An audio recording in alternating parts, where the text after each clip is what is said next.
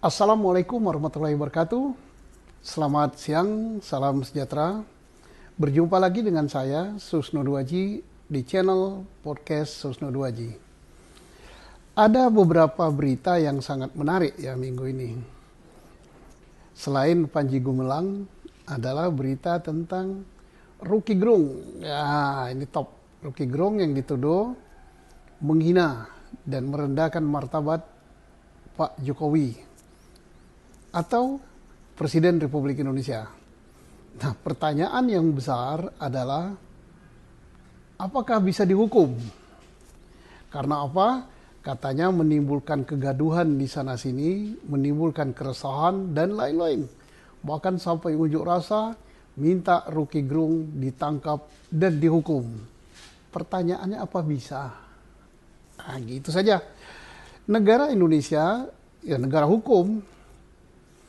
Kita semuanya harus menghormati hukum, punya kedudukan yang sama di depan hukum.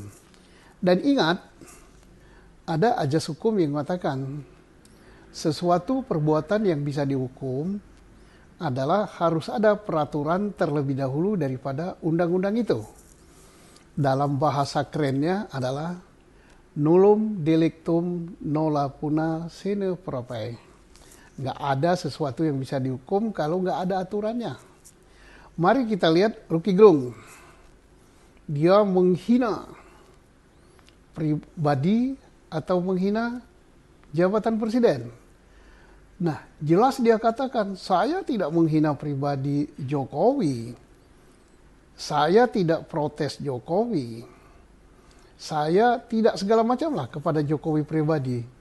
Yang dia lakukan adalah terhadap Jokowi selaku presiden.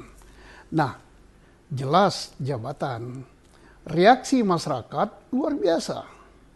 Bahwa Roky Gerung telah merendahkan simbol negara, lambang negara, sehingga harus ditangkap, harus dihukum. Nah, begitu ceritanya. Bahkan tidak kurang dari istana gitu ya. Petinggi istana, kepala staf kepresidenan Pak Muldoko sampai mengadakan keterangan pers. Sampai mengatakan bahwa itu penghinaan luar biasa dan sudah tugas daripada kepala staf kepresidenan. Dan minta aparat supaya memprosesnya. Pertanyaannya bisa nggak diproses? Mari kita lihat. Akan diproses dengan apa?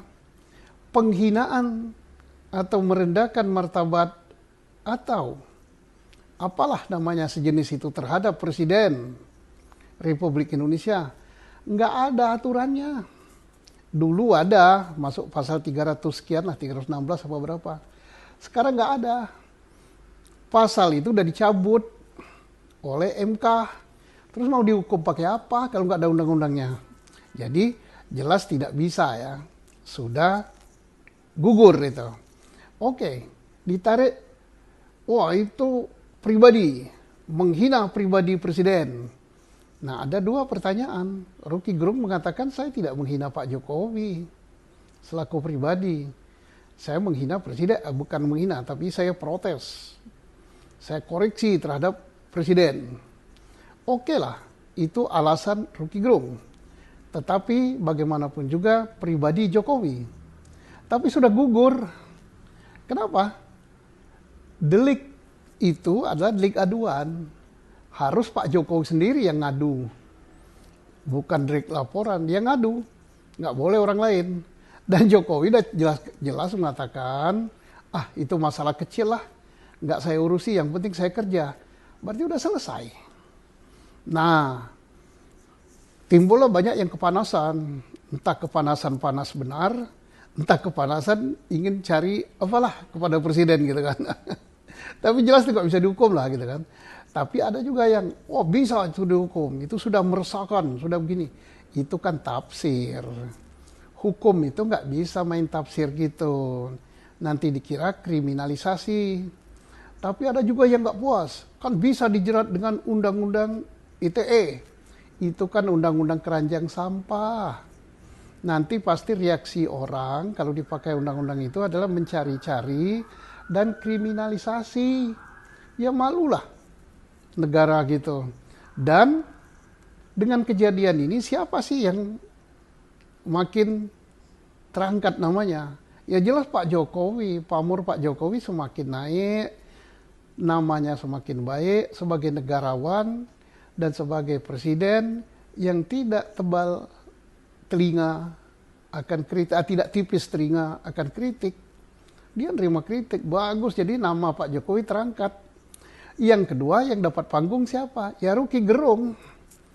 Rocky Gerung dapat panggung karena berbagai pihak menanggapi, media menanggapi, pakar-pakar hukum menanggapi, terus politisi menanggapi, tim sukses menanggapi.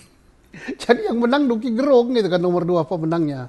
Nomor 3 yang kehilangan pamornya ya orang-orang yang merasa kepanasan, dianggap tidak ngerti hukum, dianggap tidak belajar hukum dan sebagainya.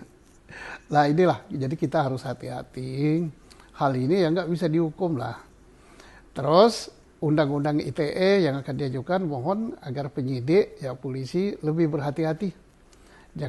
Sampai nanti dikira polisi diperalat untuk hal-hal mempolitisasi hukum dan dianggap kriminalisasi. Nggak bagus lah, ini negara demokrasi, kita bebas berpendapat dan segala sesuatu diatur oleh hukum. Jadi kesimpulannya nggak bisa. Yang katakan nggak bisa itu bukan saya, undang-undang. Baca dulu, nullum delictum nona sona propria nullum delictum. Terima kasih sudah nonton. Jangan lupa like, subscribe, dan share ya.